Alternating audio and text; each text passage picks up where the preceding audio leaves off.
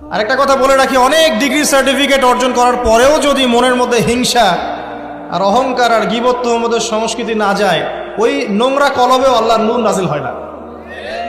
কথা বুঝতে পারছি না? অনেক ডিগ্রি সার্টিফিকেট অর্জন করেছেন, তো মনের মধ্য থেকে এখনো হিংসাই যায় নাই, এখনো গীবত তোহমতের সমালোচনার সংস্কৃতিই বর্জন করতে পারেন নাই, এখনো খোলা মনে সবাইকে ভাই মনে করতে পারছেন না। সংকীর্ণ মন, একটা ছোট মন নিয়ে ছোট লোকের মতো আপনি চলাফেরা করেন, এই মন নিয়ে চললে আল্লাহ নূর নাজিল হবে না।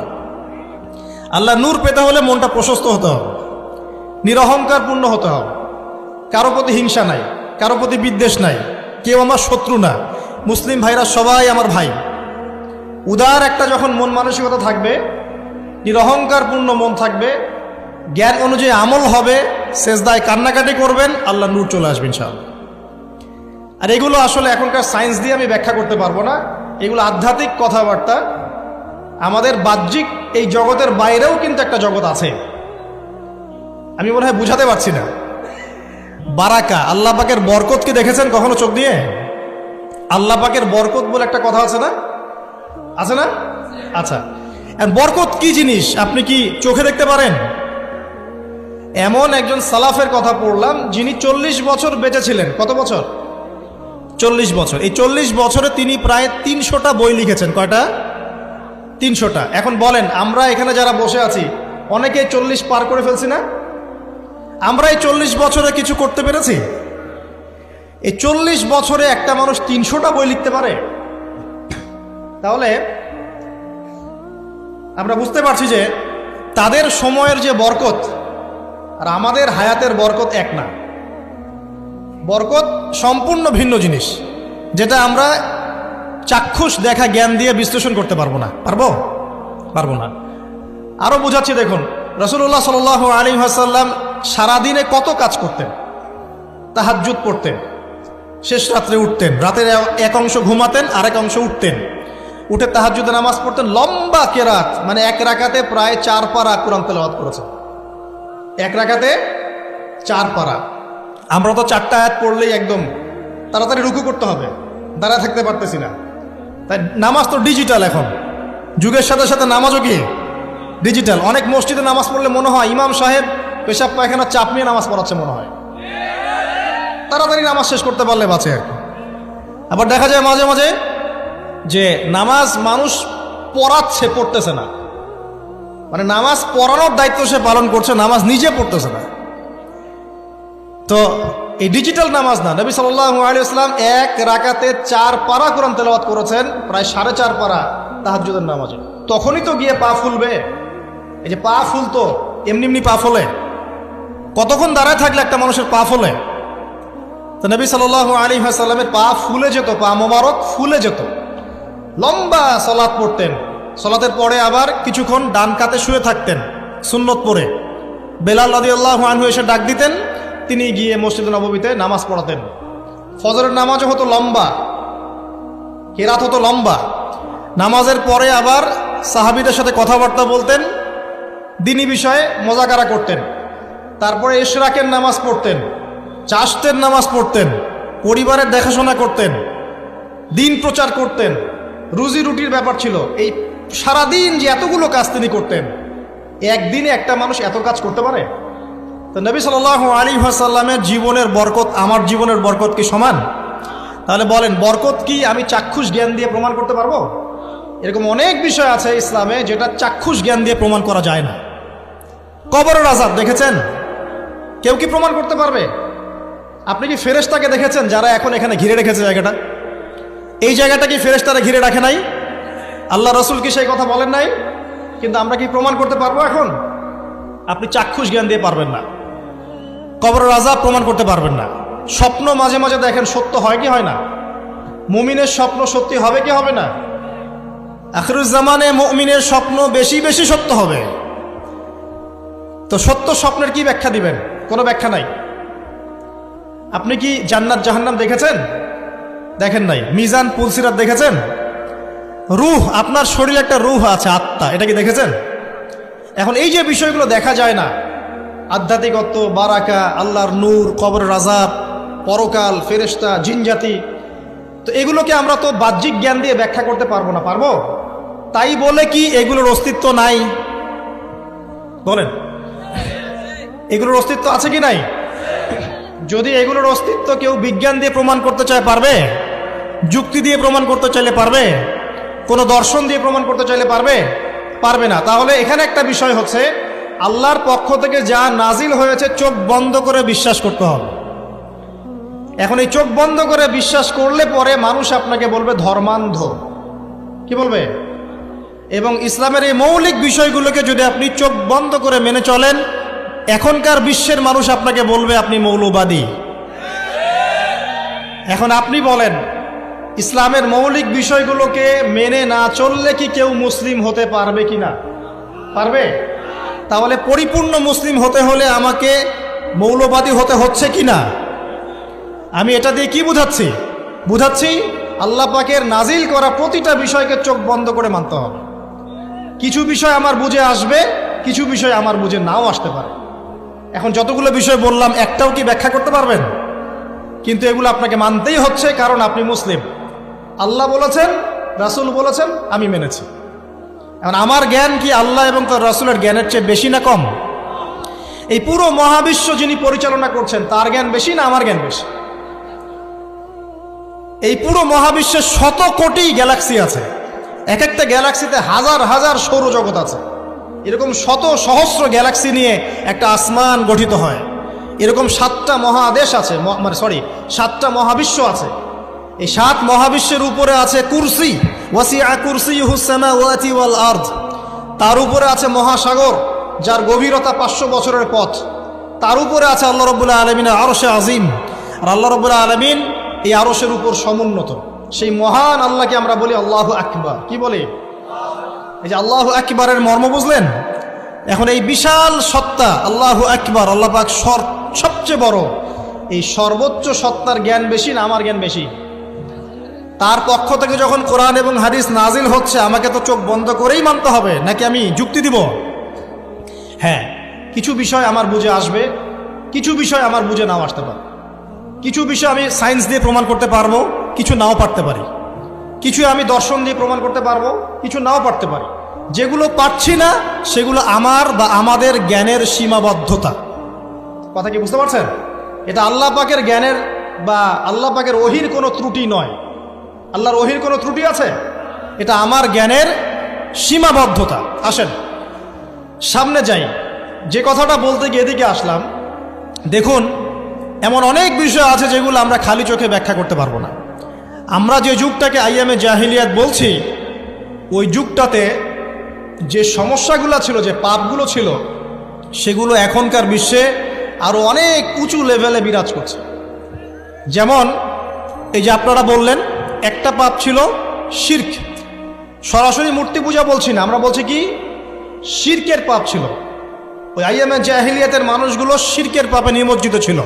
তারা শুধু মূর্তির পূজাই করতো এমনটা নয়, তারা কবরেরও পূজা করত, তারা মৃত মানুষেরও পূজা করত, তারা কেউ কেউ নাস্তিকতায়ও বিশ্বাসী ছিল।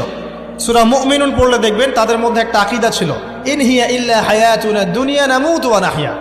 কাফেররা বলতো যে আমরা এই পৃথিবীতে জন্মেছি, এখানেই আমরা জন্মাবো, এখানেই মারা যাব। ওয়া মা নাহনু বিমাবউসিন, আমাদেরকে পুনরুত্থিত করা হবে না। এই পরকালের কনসেপ্টে তারা বিশ্বাস করতো না। তো এরকমও লোক ছিল। শুধু যে লাত, ওজ্জা, হবল, মানাত এগুলোর পূজা করতো তাই নয় বিষয়টা। এখানে কবর পূজাও ছিল, এখানে আপনার মৃত মানুষের পূজাও ছিল, এখানে গাছপালা, চন্দ্র, সূর্য, নক্ষত্রের পূজাও ছিল, আবার নাস্তিকতাও ছিল। এক কথায় আইয়ামে জাহিলিয়াতের সবচেয়ে বড় পাপ ছিল শিরক। এখন একটু এই 1400 বছর পরে চলে এসে দেখেন এখনকার সমাজের দিকে তাকান, এখনকার মুসলিম রাষ্ট্রগুলোর দিকে তাকান, আর পুরো বিশ্বের দিকে তাকান। সবচেয়ে বড় সমস্যাটা কি বলেন? সবচেয়ে বড় সমস্যা কি শিরক নয়? আচ্ছা, মুসলিমরা কি এখন অনেকেই কবর পূজা করে না? মুসলিমদের মধ্যে অনেকেই দেখবেন যে মৃত মানুষের কাছে চাচ্ছে না, মৃত মানুষের কাছে সন্তান প্রার্থনা করে না, ওই যে ওখানে গিয়ে নজর মান্নত করছে না যে মৃত মানুষকে সন্তুষ্ট করলে আমার ভালো হবে, না হলে আমার কোনো ক্ষতি হয়ে যাবে, এটা মানুষ করছে না। মুসলিমদের মধ্যে বহু মানুষ আল্লাহর হালালকে হারাম করছে না, হারামকে হালাল করে নিচ্ছে না, এটাও কিন্তু শিরক। আপনি কি জানেন যে আল্লাহর হালালকে হারাম করলে শিরক হয়? আল্লাহর হারামকে হালাল করলে শিরক হয়? সুদ হালাল না হারাম? না, সুদ তো ফরজ। সুদ হালাল না হারাম? সুদ তো এখনকার বিশ্বে ফরজ। সুদ ছাড়া এই বিশ্ব চলবে না। আপনি ঠিক বলছেন, কিন্তু সুদ ছাড়া এই বিশ্ব চলে না। যে কোনো কিছু করতে গেলে সুদ লাগে। তো এখন যে সবাই এটাকে হালাল করে নিচ্ছে, এটা কি হচ্ছে? আল্লাহর হারামকে মানুষ হালাল করছে না? আচ্ছা বলেন, মদ হারাম না হালাল? বলেন। মদ তো ওয়াজিব নাকি? যুব সমাজে তো মদ না খেলে চলেই না। মদ খায় না এমন যুব সমাজের সংখ্যা বেশি, না খায় তার সংখ্যা বেশি? কয়টা ছেলে আছে স্মোক করে না? বলেন, কয়টা ছেলে দেখাতে পারবেন যারা স্মোক করে না? এখানে কারা কারা স্মোক করেন না? মাশাআল্লাহ, আলহামদুলিল্লাহ, মাশাআল্লাহ। হাত নামান, হাত নামান, হাত নামান। আল্লাহ পাক আপনাদের রক্তে এবং মাংসে বরকত দান করুন, দোয়া করি। যদি আপনি কোনো কমিউনিটির মধ্যে দেখাতে পারেন যে তারা মাদক থেকে দূরে আছে, তারা শুধুমাত্র ইসলামিক কমিউনিটি, অন্য কোনো কমিউনিটি না। যদি আপনি মাদক মুক্ত কোনো ক্যাম্পাস দেখাতে পারেন, সেটা হবে মাদ্রাসা। যদি পর্ন মুক্ত ক্যাম্পাস দেখাতে পারেন, দেখাতে হবে মাদ্রাসাকে। এখানে বিষয়টা হচ্ছে, যারা ইসলাম প্র্যাকটিস করে, কোরআন এবং সুন্নাহর বুঝ যাদের মধ্যে আছে, যাদের মধ্যে আল্লাহর ভয় আছে, এরা কখনো সুদ খাবে? এরা কি মদ খাইতে পারবে? পারবে না। ইনশাল্লাহ আপনারা কি জেনা করতে পারবেন? আল্লাহ পাক আপনাদেরকে ঈমান আমলের উপর অটুট রাখুন, আমিন।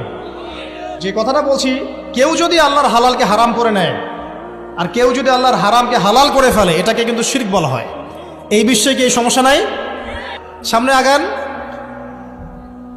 এই বিশ্বের শিক্ষা ক্ষেত্রগুলো দেখবেন, এই শিক্ষা ক্ষেত্রগুলোর মধ্যে নাস্তিকতার শিক্ষা বাড়ছে না কমছে? বাড়ছে। এই বিশ্বের অর্থনীতি দেখবেন, অর্থনীতির মধ্যে শিরক বাড়ছে না কমছে?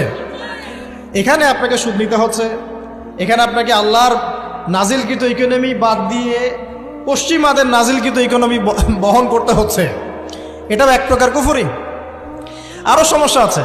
এই বিশ্বের ওয়ার্ল্ড অ্যাফেয়ার্সের দিকে তাকাবেন, দেখবেন বিশ্বের কয়টা জায়গা আপনি আমাকে দেখাতে পারবেন যেখানে মুসলিমদের মধ্যেও আল্লাহ রাব্বুল আলামিনের নাজিলকৃত বিধান দিয়ে বিচার ফয়সালা হচ্ছে? কয়টা দেখাতে পারবেন? তো যেখানে আছে খুব স্বল্প পরিসরে। পুরো বিশ্বের অবস্থা আজকে এমন। পর্নোগ্রাফি হালাল না হারাম? পশ্চিমা সংস্কৃতির মধ্য দিয়ে এটা সারা বিশ্বে ছড়িয়ে দেওয়া হয়েছে। মানুষ এখন এটাকে available part of our life এটা মনে করছে, আর common part of our life. পর্দা হালাল না হারাম? বলেন, পর্দা না করাটা হারাম না হালাল? আচ্ছা, এখন দেখেন, মিডিয়া বলেন, প্রিন্ট মিডিয়া বলেন, ইলেকট্রনিক মিডিয়া বলেন, বিভিন্ন প্রযুক্তিগত উন্নয়নের মধ্য দিয়ে নগ্নতাকে প্রমোট করা হচ্ছে কি হচ্ছে না? বলেন, হচ্ছে কি হচ্ছে না? এখন কি কাপড় খোলার দিকে মানুষ বেশি আগ্রহী না পরার দিকে? দেখবেন ইসলামের বুঝ যাদের মধ্যে নাই, এরা কাপড় খুলতে চাচ্ছে এখন। আর আমি আপনাদেরকে বলি, আগের লেকচারগুলোতেও বলেছি, এই পুরো মহাবিশ্বে আমাদের বাবা আর মা আদম এবং হাওয়া আলাইহিস সালাম, তাদের গা থেকে পোশাকটা খুলে ফেলেছিল কে জানেন? কে? ইবলিস। যখনই তারা গাছের কাছে গেলেন, তখন কি হলো? ফালাম্মা যাকাশ শাজারা বাদাত লাহুমা সাওয়াতিহিমা। যখনই তারা গাছের কাছে গেলেন, তাদের কাপড় খুলে পড়ে গেল। তাহলে পুরো মহাবিশ্বে আমাদের পিতামাতাকে নগ্ন করে দিয়েছে কে?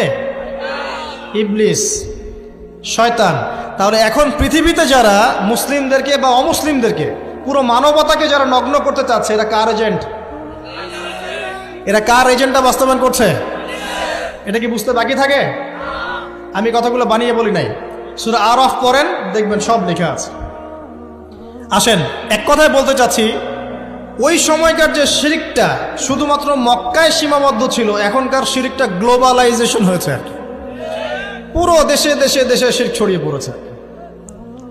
আসেন, ওই সময় আরেকটা বড় পাপ ছিল, যেটা এই যে এক ভাই বলল, সেটা হলো রিবা। রিবা, রিবা মানে কি?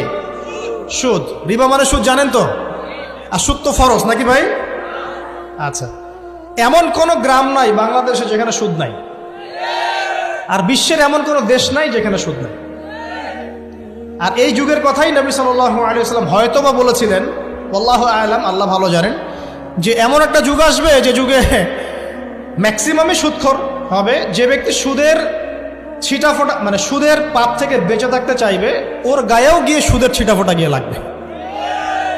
এটা সেই যুগ না? আপনি বুঝতে পারছেন না হয়তো, এটা সেই যুগ।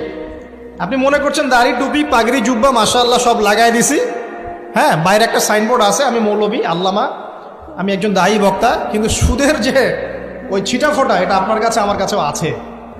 হয়তো আপনি বুঝতে পারছেন না। কখন বুঝবেন? যখন ইসলামিক অর্থনীতির বইগুলো পড়তে পারবেন। আর শুধু ইসলামিক অর্থনীতির বই যথেষ্ট না, এর পাশাপাশি আমাদের দরকার এই প্রচলিত যে IMF ইন্টারন্যাশনাল মনিটরি সিস্টেম এর নীতিগুলো জানা। তখন কি আপনি বুঝবেন ওয়ার্ল্ড ব্যাংক কী জিনিস, IMF কী জিনিস, ঠিক আছে? তখন বুঝবেন যে পেট্রো ডলার কী জিনিস, তখন বুঝবেন যে হার্ড কারেন্সি সফট কারেন্সি কী জিনিস। এখন বুঝবেন না। আর যেহেতু বুঝবেন না, অতএব আমি এগুলো বলেও লাভ নাই। যেহেতু আপনি বুঝবেন না, আমি যদি এখন এসব নিয়ে কথা বলি আপনার কাছে মনে হবে এইসব কি উল্টাপাল্টা কথা কইতেছে। ঠিক আছে? তো যাই হোক, আগে আল্লাহর ওয়াস্তে ইসলামিক ইকোনমিক্স পড়েন এবং ইন্টারন্যাশনাল মনিটরি সিস্টেম সম্পর্কে পড়েন। প্রত্যেক স্টেটের প্রধান যারা আছেন তারা জানেন যে ওয়ার্ল্ড ব্যাংক কী জিনিস, তারা জানে IMF কী জিনিস। ঋণের এমনি এমনি কোনো কান্ট্রিকে তারা ঋণ দিবে না, একটা বিশাল বড় সুদের জালে ওদেরকে ফেলবে, তারপর জনগণের রক্ত চুষে সুদ শোধ করতে হবে। আর যারা পারবে না ওরা যে শ্রীলঙ্কার মতো দেউলিয়া হয়ে যাবে। ও কেন দেউলিয়া হয়ে গেছে? বিকজ ও ঋণ শোধ করতে পারছে না, বাস দেউলিয়া। তো যাই হোক, পড়াশোনা করেন। আমি একজন স্কলারের নাম বলে দেই, এক লেকচারে তো সব বলে দেওয়া সম্ভব না। সম্ভব? আমি রাস্তা দেখাচ্ছি আপনাদেরকে। আপনারা আল্লামা তকি উসমানীর বইগুলো পড়েন, নাম শুনেছেন? আচ্ছা, নাকি এখন বলবেন যে উনি তো হানাফি মাযহাবের, আমি তো আহলে হাদিস পড়বো না, এটা বলবেন নাকি? আল্লামা তকি উসমানী এই বিশ্বের সবচেয়ে বড় আলেমদের একজন। আল্লামা তকি উসমানী এই বিশ্বের সবচেয়ে রিনাউন্ড আলেমদের একজন। তার ইসলামিক অর্থনীতির যে পুরো সিরিজ আছে, আল্লাহর ওয়াস্তে বাসায় কিনে একবার পড়ে দেখেন অর্থনীতি কি জিনিস, আপনি কিসের উপর দাঁড়িয়ে আছে। পড়া যাবে না ইনশাল্লাহ? আপনি তাকে ভালো যদি নাও বাসেন তাও পড়ে দেখেন। মনে করেন আপনি একটা কমিউনিটির মধ্যে আছেন বা একটা সংগঠনে আছেন বা একটা ঘরানার মধ্যে আছেন, তাহলে কি অন্য ঘরানার বইপত্র পড়া যাবে না? হারাম হারাম হয়ে গেছে নাকি? এই যে সংকীর্ণ মানসিকতা থাকলে ভাই হেদায়েত পাওয়া যাবে না। আর আপনি যে মনে করছেন আমি একদম হকের উপর আছি, আপনি সঠিক পথে আছেন ঠিকই, তবে এটা সঠিক ভুল পথ। কথা বুঝতে পারছেন না? আপনি মনে করছেন যে আমি একদম চূড়ান্ত সঠিক বিষয়ের উপর আছি। হ্যাঁ, আপনি সঠিক বিষয়ের উপর আছেন ঠিকই, বাট আপনি সহি একটা ভুল পথে আছেন। এটা বুঝবেন পরে, যখন জ্ঞানের পরিধি বাড়তে থাকবে তখন বুঝবেন যে সহি পথ কোনটা, সহি ভুল পথ কোনটা। মুসলিমদের মধ্যে ফাটল সৃষ্টি করে জান্নাতে যাওয়া যায় না। যায়? পুরো মুসলিমরা একটা উম্মাহ, এবং যারাই মুসলিম উম্মার মধ্যে ফাটল সৃষ্টি করতে চায় এরা উম্মার বন্ধু নয়, শত্রু। মুসলিম উম্মার মধ্যে কোনো ফাটল সৃষ্টি করবেন না। সবার মাঝখানেই হৃদ্যতা ভালোবাসার বন্ধন থাকবে। যদি বিভিন্ন ধর্মের মানুষ একসাথে বসবাস করতে পারে একটা দেশে, তাহলে বিভিন্ন তরিকা এবং মাযহাবের মানুষও একসাথে থাকতে পারবে একটা দেশে ইনশাআল্লাহ। আমরা আমাদের মাঝে ইখতিলাফি বিষয় থাকতে পারে, কিন্তু দিন শেষে আমরা সবাই মুসলিম ইনশাআল্লাহ। দিন শেষে ইসলামের জন্য দাঁড়াতে হলে দল মত মাযহাব তরিকা নির্বিশেষে সবাই একসাথে দাঁড়াবে ইনশাআল্লাহ। আল্লাহ পাক আমাদের হৃদয়টাকে প্রশস্ত করুন, আমিন। প্রিয় মা ও বোনেরা, পর্দা ছাড়বেন না। আপনাদের জন্য 4টা কাজ: স্বামীর আনুগত্য করা, লজ্জাস্থানের হেফাজত করা, আপনার 5 ওয়াক্ত সালাত ঠিকঠাক মতো আদায় করা এবং রমজান মাসে সাওম রাখা। নবীজি বলেছেন সাল্লাল্লাহু আলাইহি ওয়াসাল্লাম, জান্নাতের যে কোনো দরজা দিয়ে ইচ্ছা আপনি প্রবেশ করতে পারবেন। আপনার জন্য সহজ। আর স্বামীর আনুগত্য বলতে আমি বুঝাইনি স্বামীর দাসত্ব করতে হবে, এটা বলিনি। এখনকার কিছু ফ্যামিলিস্ট মেয়ে আছে, ওরা আনুগত্য শব্দ মনে হয় যে দাসত্ব মনে হয়। আনুগত্য দাসত্ব এক জিনিস না। আনুগত্য কি? স্বামী কোরআন সুন্নাহর অনুকূলে কোনো কথা বলেছে, আপনি মানবেন। স্বামী বলছে পর্দা করো, তোমাকে ভালোবেসে বলছি তুমি পর্দা করো, তুমি আমার অনেক প্রিয় একজন মানুষ, তুমি বেপর্দায় বাইরে যাবা, লোকজন দেখবে, কেমন হয়? ঠিক আছে, তোমাকে তো আমিই বিয়ে করেছি, তুমি আমার, মানুষ তোমাকে দেখবে কেন? ঠিক আছে? তো এখন স্বামী ভালো কথা বলেছে, আপনি শুনলেন, এটা আনুগত্য। আর ওই স্বামী যদি বলে আসো তো আমার কলিগরা এসেছে, ওকে খাবার সার্ভ করতে হবে, আসো খাবারটা পরিবেশন করো, এখন আপনি বেপর্দা হয়ে আপনার স্বামীর কলিগের সামনে খাবার পরিবেশন করতে শুরু করলেন, এটা কি আনুগত্য করতে হবে? এটা তখন আপনি আনুগত্য করবেন না। সিম্পল, কোরআন সুন্নাহর অনুগত কাজে আপনি স্বামীর আনুগত্য করবেন, বিপরীতে গেলে আপনি করবেন না। স্বামীর আনুগত্য মানে স্বামীর দাসত্ব নয়। আর এই হাদিসটা আপনি কেন ভুলে যান? যে আল্লাহ রাসূল সাল্লাল্লাহু আলাইহি ওয়াসাল্লাম বলেছেন, আল্লাহ ছাড়া যদি কাউকে সেজদা করা যেত, সম্মান বুঝাচ্ছেন, আল্লাহ ছাড়া যদি কাউকে সেজদা করা জায়েজ হতো, আমি মেয়েদেরকে বলতাম যেন স্বামীকে সেজদা করে। কেন? কারণ আপনাকে রেসপন্সিবিলিটি, আপনার খাবার, আপনার ফুড, আপনার শেল্টার, আপনার মানে পুরো দায় দায়িত্ব নিজের হাড় ভাঙা পরিশ্রম দিয়ে, জীবনের ঝুঁকি নিয়ে স্বামী আপনার জন্য করে।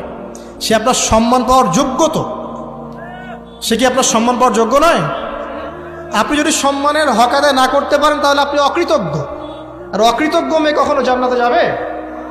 একটা হাদিসে আছে, বেশিরভাগ মেয়ে জাহান্নামের যাওয়ার অন্যতম কারণ হচ্ছে তারা স্বামীর সাথে কুফুরি করে। কি করে? মানে সারা জীবন স্বামী ভালোবেসে যায়, ভরণ পোষণ দিয়ে যায়, সব চাহিদা পূরণ করে যায়, একদিন দেখবেন কথা কাটাকাটি হয়েছে, ওই দিন বলে বসবে যে তোমার কাছে আমি কিচ্ছু পাই নাই সারাদিন। এই যে কুফুরি, এই কারণে তারা জাহান্নামে যেতে পারে বেশি। আল্লাহ হেফাজত করুন। আমি আরেকটা কারণ হচ্ছে যে বেপর্দা। আপনাকে 4টা মূলনীতি ফলো করতে হবে। 1, এমন কোনো পোশাক পরবেন না যে পোশাকটা আটো সাটো, যেটা পরলে আপনার গায়ের কাঠামো বোঝা যায়। এটা বোরখা হলেও পরা যাবে না। আমি কি বুঝাতে পারছি? ডিজিটাল বোরখা দেখেন নাই? দেখছেন? মাশাআল্লাহ। আর কারা কারা দেখছেন? এদিকে চোখ বেশি যায় না? আচ্ছা, এমনি দেখা যায়, চোখ দিতে হয় না, এমনি দেখা যায়। ডিজিটাল বোরখা চলবে না, ডিজিটাল বোরখা চলবে না। আমার মত, এটা আমি মত দিচ্ছি, আমি আল্লাহর রাস্তায় সময় দিয়েছি অনেক দিন, এবং এখানে যে পর্দাটা শেখানো হয় এরকম পর্দা আমি অন্য কোথাও দেখিনি। এত চমৎকার পর্দা শেখানো হয়। কারা কারা সময় লাগিয়েছেন? 3 দিন 7 দিন সময় দিয়েছেন কারা কারা? বেশিরভাগই দেন নাই। সমস্যা নাই, দিতে হবে, আমি বাধ্যতামূলক বলিনি আপনাকে। বলেছি এখানে পর্দা শেখানো হয়, চমৎকার পর্দা শেখানো হয়, যে এখানে চোখটা পর্যন্ত তাদের ঢেকে রাখার তালিম দেওয়া হয়। যাই হোক, যেখানেই শেখেন, অ্যাটলিস্ট পর্দাটা শিখলেই হলো। এমন পোশাক হবে না যেই পোশাকটা আটো সাটো, যেটা পরে আপনার গায়ের কাঠামো বোঝা যায়। 2 নম্বরে, এমন পোশাক পরা যাবে না যেই পোশাকটা পরলে বাহির থেকে ভিতরের অঙ্গ দেখা যায়। দেখেছেন? দেখেন নাই? দেখছেন হুজুর? আচ্ছা, আপনারা তো সব দেখেন দেখি। তারপরে 3 নাম্বার, এমন পোশাক পরা যাবে না যেটা অমুসলিমদের সাথে সাদৃশ্য আছে। কথা বুঝতে পারছেন? অমুসলিমদের ধর্মীয় বিষয়ের সাথে সাদৃশ্য আছে এমন পোশাক মুসলিম মেয়েদের পরা যাবে না। এর মানে এই নয় যে অন্য ধর্মকে আপনি আক্রমণ করবেন, এটাও নয়। যে যার ধর্ম তাদের স্বাধীনতা মতো পালন করবে। মুসলিমরা বাধা দিবে? দিবে না। মুসলিমরা দাওয়াত দিতে পারে। কি করতে পারে? দাওয়াত দিতে পারে যে ভাই, যে লা ইলাহা ইল্লাল্লাহর কনসেপ্ট আপনাকে বুঝাচ্ছি, আল্লাহ ছাড়া কোনো মাবুদ নাই, মুহাম্মদ সাল্লাল্লাহু আলাইহি ওয়াসাল্লাম সর্বশেষ রাসূল, এই কোরআন পড়ুন, হাদিস পড়ুন, দেখুন এটাই হচ্ছে মানবতার মুক্তির সনদ।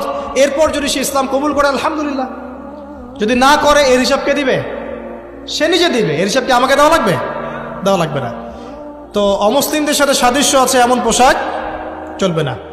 আর 4 হচ্ছে, পুরুষরা মেয়েদের পোশাক পরতে পারবে না, মেয়েরা পুরুষদের পোশাক পরতে পারবে না। জি, আপনাদেরকেই বলছি, আপনারা জিন্স পরতে পারবেন না, মেয়েদেরকে বলছি, এবং টি শার্ট পরতে পারবেন না। আপনারা ওই যে যা ইচ্ছা তাই ড্রেস পরে বলবেন যে 1000 বছরের সভ্যতা সংস্কৃতি, এসব বাজে কথা চলবে না এখানে। এটা 1000 বছরে কোনোদিনও আমাদের দাদা নানিরা এগুলা কখনো পরে নাই। পরছে? আপনার দাদি কখনো এরকম পরছিল শাড়ি? তো এই যে বললো 1000 বছর থেকে পরে আসতেছে নাকি? সুবহানাল্লাহ। তো এখানে বিষয়টা হচ্ছে, পুরুষ মেয়ের পোশাক পরতে পারবে না, মেয়ে পুরুষের পোশাক পরতে পারবে না। আমি খুব সংক্ষিপ্ত করে আপনাকে কোরআন সুন্নাহ থেকে 4টা মূলনীতি বলে দিলাম। এই 4টা মূলনীতি কোরআনেও আছে, হাদিসেও আছে।